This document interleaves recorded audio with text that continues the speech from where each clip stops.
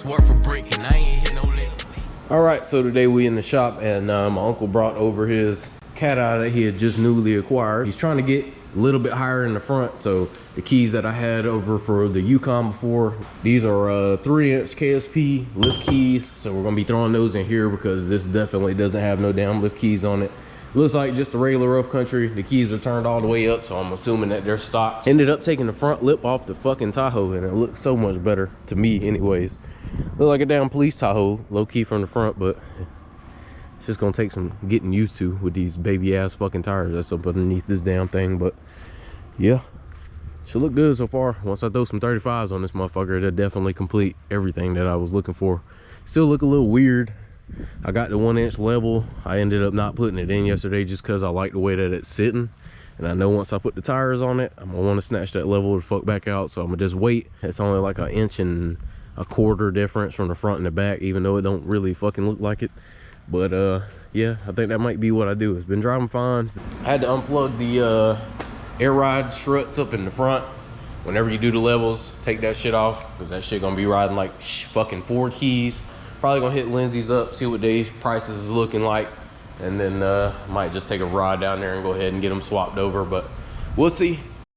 All right, so I went ahead and got the key on this side and working around and got the key on this side as well. So now all I got to do is tighten it up. Whoever had this damn truck before did me the nice favor of fucking blocking the little notch that the torsion bar tool sits in, so it was kind of sketchy getting this motherfucker in. And this torsion bar don't fucking move really too much, so the fucking bracket is like leaning backwards because of all the tension that's coming from that torsion bar being bent. So yeah, that ain't the greatest damn thing in the world, but like I said, everything went in pretty decent. It was kind of sketchy, like I said, on that side, because turning that torsion bar tool and getting it tight without it having anything to notch into, that bitch can pop out at any time, and that's a lot of tension that be on them fucking keys. So went ahead and got the keys knocked out and they're in there and situated. I just set it on the ground to just let everything pop back into place, because like I said, with that torsion bar bracket being bent, just got to make sure that these damn keys sit where they need to sit. And yes, definitely fucking sideways. I'm holding it parallel to the frame so that way I can kind of see how off that shit is. The fucking bottom of the damn torsion key is hitting the bracket on both sides, but no big deal. As long as these bitches just stay in here, we're good to go. Got them torsion bars toint. They toint up there about halfway.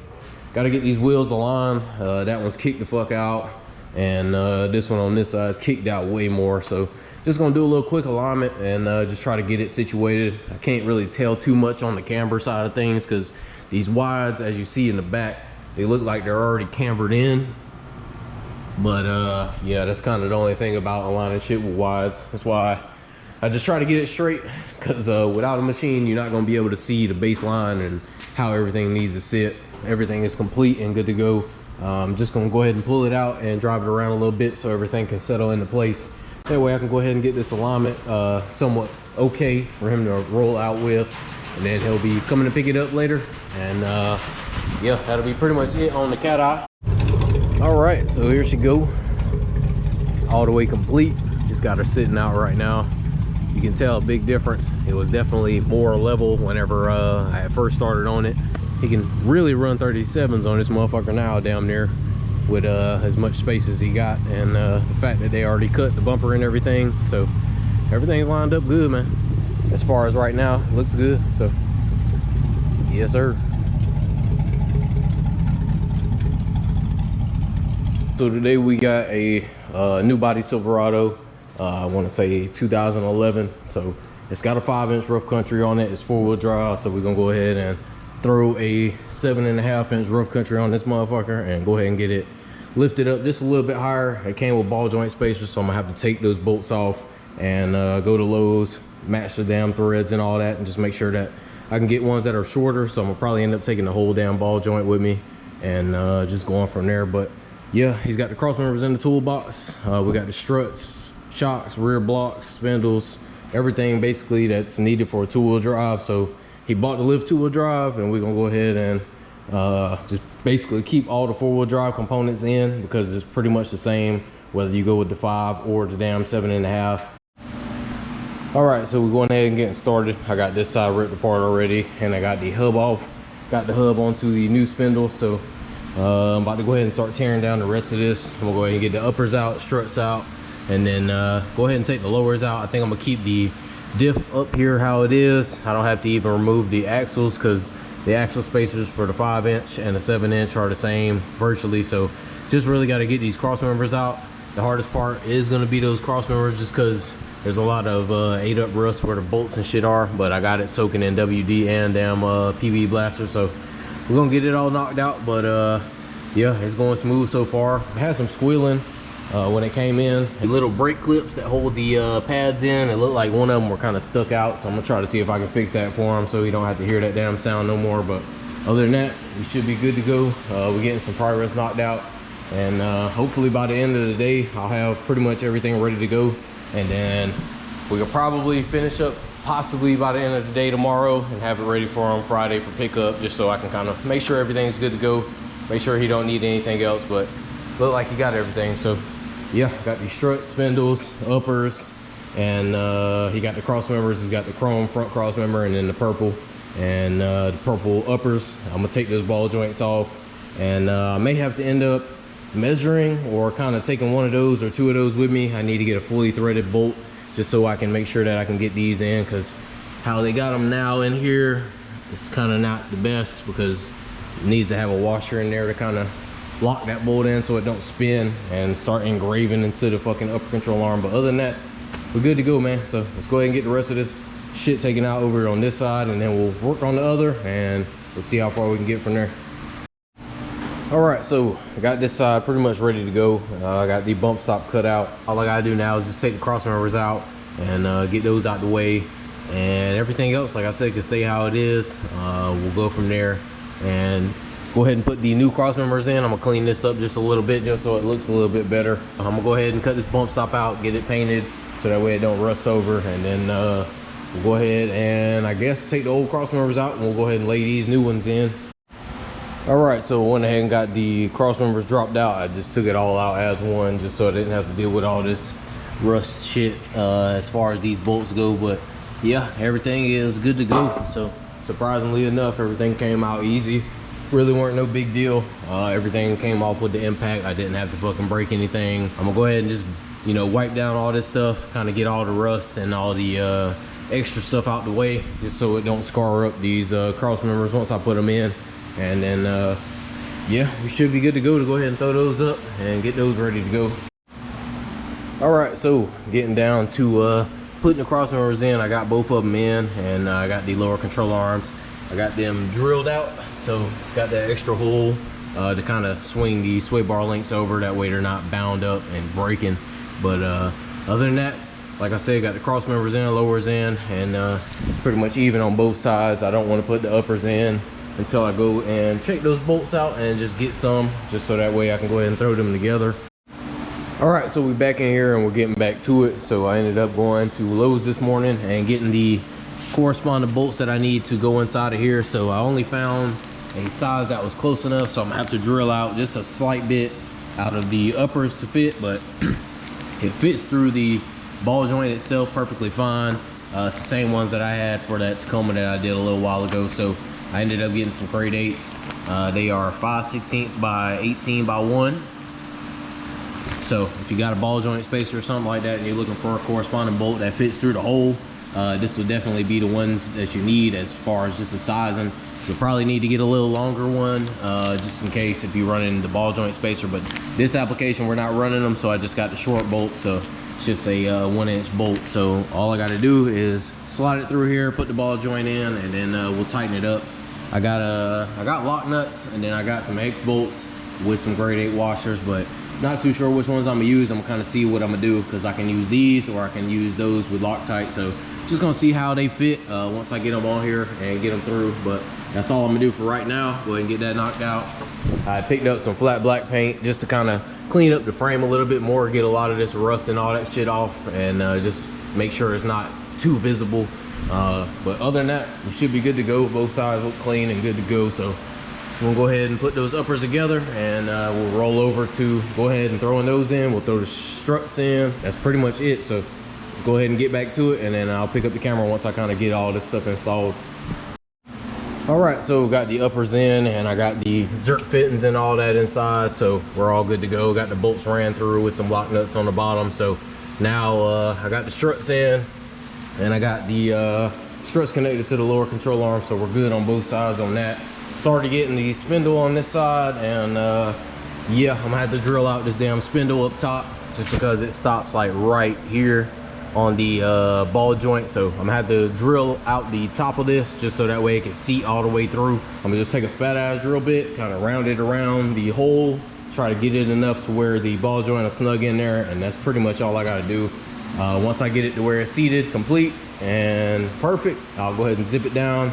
We'll go ahead and finish up the front end, and then that should be pretty much all we gotta do as far as this goes. So all right, so I finally got the spindles and all that shit drilled out, just got everything put back together and tightened up. So now all I got to do is just put the wheels on, make sure that everything's gonna fit right, get the alignment straight, and then we're pretty much done with the front. So as you see, the ball joint boot is sitting completely flush. It had about a good ½ inch of space before I drilled it. Yeah, both sides are completely the same, and we're ready to go ahead and throw the wheels on. So it's looking good all the way through. Everything looks even underneath, so shouldn't have no problems or nothing like that. All right, so went ahead and got the wheels put on. Everything is tight. I got the upper control arm bolts tightened up, so all I gotta do is just back those off just a little bit just to kind of get the camber right. So right now I'm about to go ahead and get the alignment set before I kind of get it on the ground. It's got a little bit of a clearance issue back here with that control arm, but it's not too much on this side. So I'm pretty sure it has a lot to do with the camber settings that's currently on it. So this side seems like it's way fucking closer. So I don't know what the damn difference is between the control arms. Like I said, they were supplied by him. I'm not too sure if this one, it looked like this one was in like a fire or some shit like that. So it could have warped it. Not too sure, but we'll see kind of once we get it on the ground.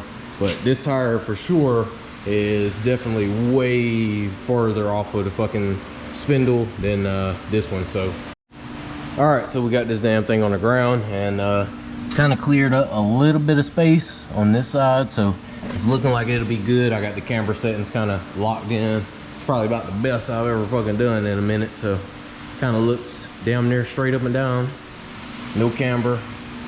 And this one too, this one straight up and down, no camber. And I got the toe damn near perfect. It's probably gonna fucking kick itself out a little bit once I pull it back and forward, but I just wanted to kind of get it somewhat decent so that way when I pull it out and take a picture for them, everything up front is just ready to go. And if I have to end up doing the rear blocks and shocks, then we'll end up doing those as well. But like I said, I just need to pull this damn thing out, get it on a level surface so that way he can kind of see what it's going to look like, and we'll just kind of go from there. If he ends up throwing these blocks in, I want to say these are 4-inch blocks, so it'll go up another 3.5 inches. I guess we'll go ahead and take a picture, show them real fast, and then I guess after that we'll go ahead and probably start throwing in these rear blocks so that way we can go ahead and finish up for today and be 100% complete. But yeah, man, she turned out good.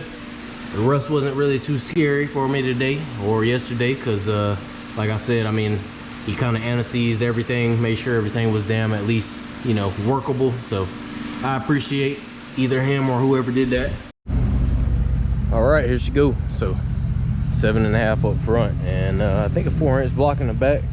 I mean, it don't look bad to me, but like I said, he ended up wanting to have it just a little bit more level. He didn't really want too much of a squat, and yeah, from the eyes it definitely is squatting a little bit, but honestly it ain't too bad in my opinion. But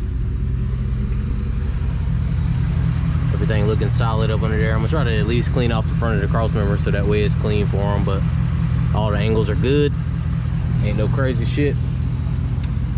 The alignment kind of kicked itself out like I said, but we'll get it back right, ain't no big deal. But yeah, she's looking good so far. So I'm gonna go ahead and get a picture for him and just see what he want to do. I'm gonna go ahead and clean out the shop real fast and get this damn dirt and shit off the floor, so that way if I pull it back in, I ain't really gotta lay in this shit. And then we'll go ahead and just get the back done, and it probably won't take me more than damn about 30 minutes, and we'll just go from there. And hopefully we'll be done with this damn thing by the end of the day. But the front's done, so ain't much more that we got to do. Just do the back if he wants that, and then we'll go from there. So. All right, so got it all complete and finished up. He liked the way it sat, so good to go. I ain't got to do the blocks, so I'm gonna go ahead and throw these back in the rear and go ahead and start closing up. But yeah, she look good, man. So I'm gonna go ahead and pull this damn thing out tomorrow, take some pictures and all that just for the Instagram, and yeah, that'd be pretty much it from here. So yeah, man, I guess that'll be it as far as just this truck goes. We'll kind of see what else we get for the week. All right, so we stopping the video a little bit just to go ahead and introduce another sponsor to the channel. So we got Lamtto. They sent over a dash cam, which is definitely needed around here because people around this area cannot drive over fuck. And I had one inside the Yukon before, and now I need one for this Tahoe. So we're gonna go ahead and do a review and put this inside the Tahoe. Go ahead and show y'all how it works.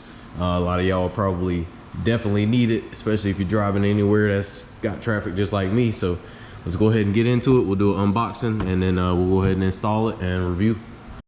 So before we open the box, we're gonna go through a couple of the things that are on the box. This is a 4G camera, so this works way differently than regular just plug-in dash cams. This can actually be compatible with your 4G and your Wi-Fi.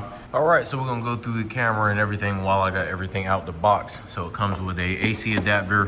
Looks like this plugs into the OBD port for you to receive power, so you don't have to tap into anything.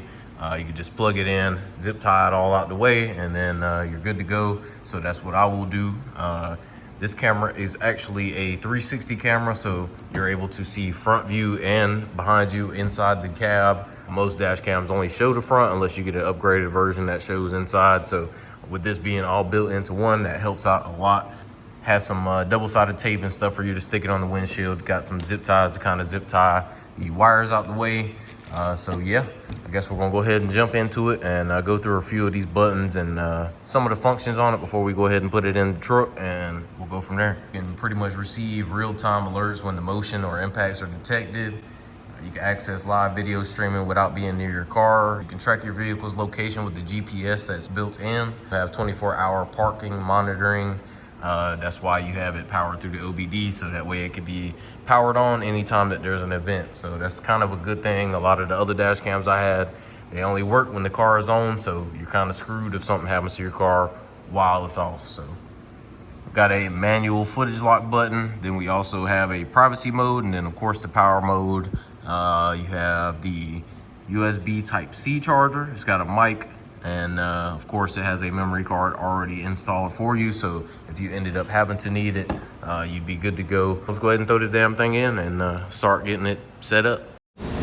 All right, so I went ahead and got it installed. You can see it up here in the windshield, but yeah, it's a little finicky as far as me being out here in the backwoods. I ain't got too great of service in here, but got it in here, got it mounted. I ended up routing the USB-C adapter all the way up through here, and then I tucked it all the way through the pillar, and then I ran it down here in between this weather strip, and you can see the wire here. I zip tied it out the way. I got the little GPS module and AC modules tucked up in here with the zip ties that they provided. So all it does is come through here, run down through the bottom, and go into the OBD port, and yeah, we're good to go. So I went ahead and got the app downloaded, but like I said, in here it's pretty much rough because you see the service I got. But yeah, the app is pretty easy to use. As soon as I plugged it into the OBD and opened the app, it had went ahead and started pairing itself. It pulled up immediately, so you don't have to wait or anything like that for the Bluetooth to connect. But yeah, there she goes. That's the view. So you really can't see it too good on my phone or anything like that, but yeah, it looks good. I mean, look at the inner view. You can see everything inside the truck, so if anything were to happen or anything like that behind me, then I can have full footage of that. It has the GPS latitude and longitude, has the date, has the mile per hour as far as how fast you're going, and this is perfect view for me to be able to see whoever the hell wants to do some dumb shit in front of me, and then I can pretty much throw it in video and show y'all. So shout out to Lamtto for sending that over. I'm gonna definitely be using it a lot. But yeah, man, it's got a lot of things. It's got collision detection, so if you ever get in a collision while you have the camera on, most of the times it'll detect the collision and then start recording after that. It'll record any live events, so me walking around the car, as long as the car is still recording through the OBD, you'll be fine. It'll record everything around the vehicle and you'll be good to go. So it's not too bulky up there. Usually a lot of the ones are smaller, but with this one being the design that it is, it doesn't really get in the way of anything. I don't really move my rear view mirror too much. So yeah, putting it right here was perfect. That way I can have it pretty much centered and see the front and rear inside the cab, and then we're good to go and ain't got no problem. So yeah, man, I like it. So shout out to Lamtto. Like I said, for getting this camera sent over to me, I'll have a link in the description below, and I have a discount code for y'all to go ahead and get you one yourself.